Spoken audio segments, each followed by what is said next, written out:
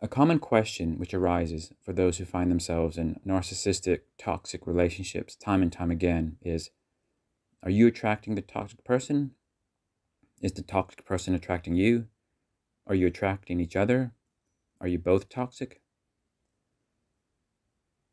If you find yourself in these types of relationships regularly, then chances are you have some form of traumatic void, traumatic unhealed wound in yourself. And it is only by being with someone who has the ability to deliver this chaos, uncertainty, unavailability, drama into your life that you somehow feel settled. But then you have this toxic person in your life who seems like they have this connection with you, but at the same time, you expect them never to abandon you. You expect them to always be there for you. You expect them to always care for you, for better or for worse. So you find yourself having this unhealthy bond, maybe dependency even. But dependencies are never good. Having too much of a bond and dependency on somebody for your own stability is never good. Because if you think about it, even your own shadow will abandon you when it gets dark.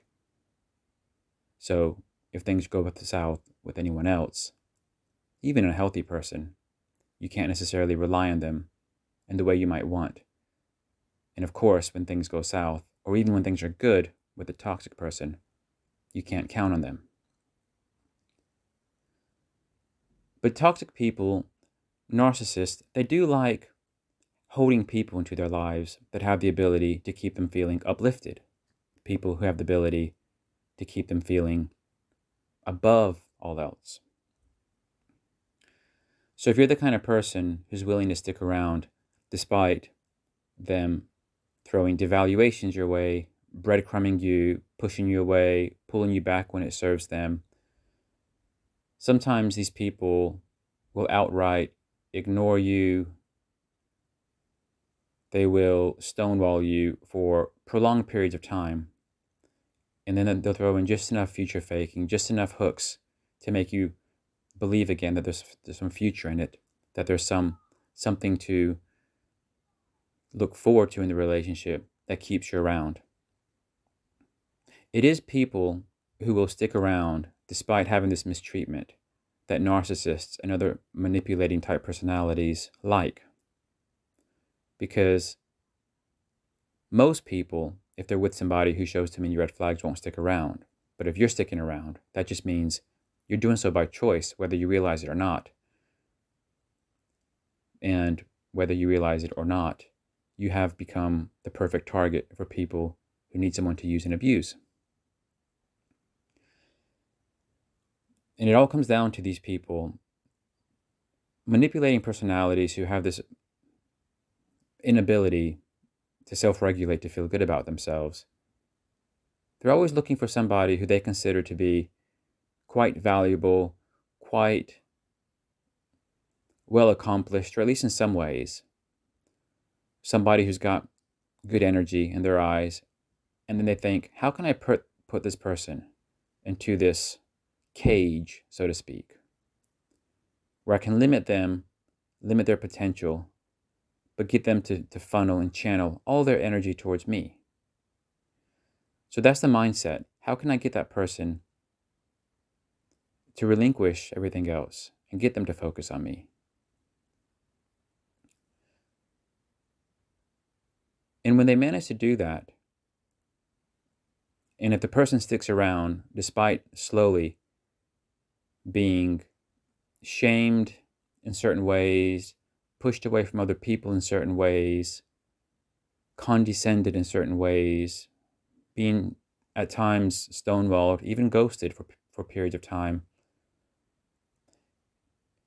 And despite everything, the person still sticks around, and sometimes even wants an explanation of why the toxic abuser is doing that to them.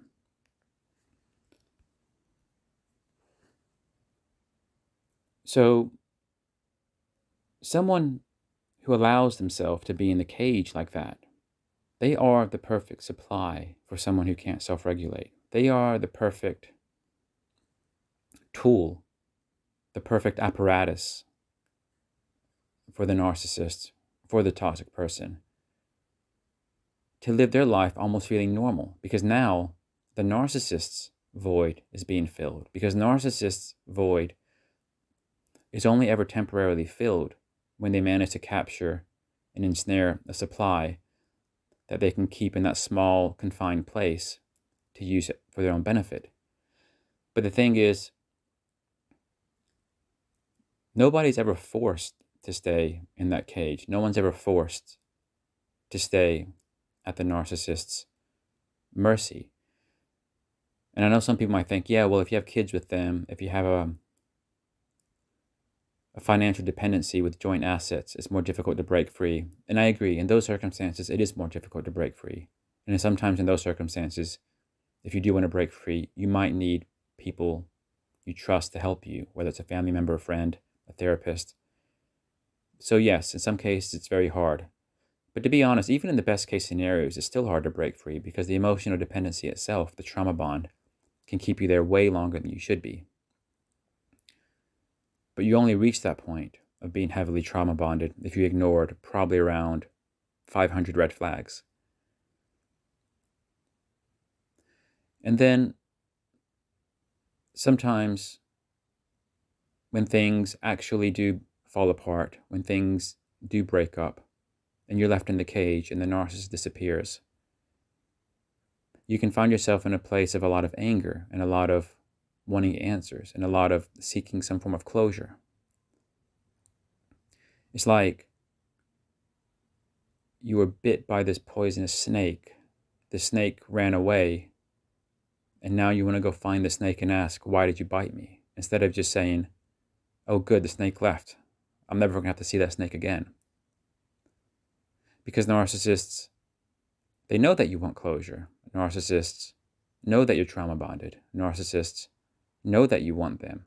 Narcissists picked up on your traumatically unhealed wounds and how they manage to fill that in a way where many people can't.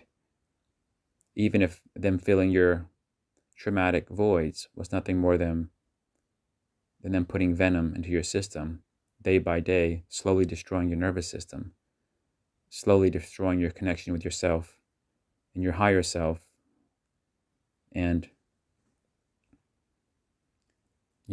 even your connection, your spiritual connection with the broader realm of things. Narcissists, they slowly erode all of that. But it all comes down to the fact that narcissists, they look for somebody who can uplift them relatively long term. They look for somebody who has the ability to be confined in a space where they've devalued their own potential. They've allowed their potential to be devalued. And they started channeling everything towards the narcissist. And then they supply the narcissist. But it's either when they realize that you're not good supply because you're not the kind of person who's willing to put yourself in that situation, or you've been broken down to the point where you don't have much to offer, that they realize that maybe they don't need you anymore, at least not for now. So the narcissist, the snake, slowly slithers away through the jungle. But your job, of course, is not to chase after the snake. It's not to chase after an explanation of why they bit you. It's not to chase after an explanation of why they injected venom within you every day, maybe for the past many months, years, or even decades. Your job is to accept that the snake left. The snake will most likely find another target, if not now, eventually, and it's not your problem anymore. As always, thanks for watching.